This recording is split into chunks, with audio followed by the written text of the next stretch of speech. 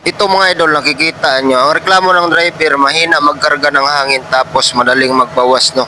Kaya, tiningnan natin dito sa air dryer booster, nakita ninyo, nag-leakage na, no? Malakas na ang bubbles. Ginamitan natin yan ng tubig at sabon mga idol. Kita nyo naman, yan na, oh, tinanggal na natin. Kinalawang na si lalom dahil sa moist ng air compressor.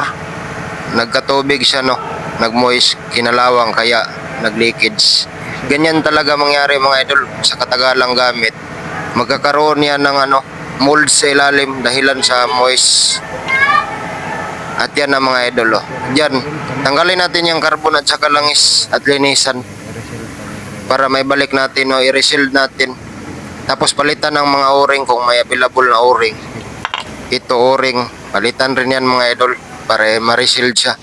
At itong air dryer na to, sa ilalim may desiccant yan, no? Tinatawag nilang parang limestone. Yan ang nagsasala ng hangin para malinis bago dumating sa air tank, no?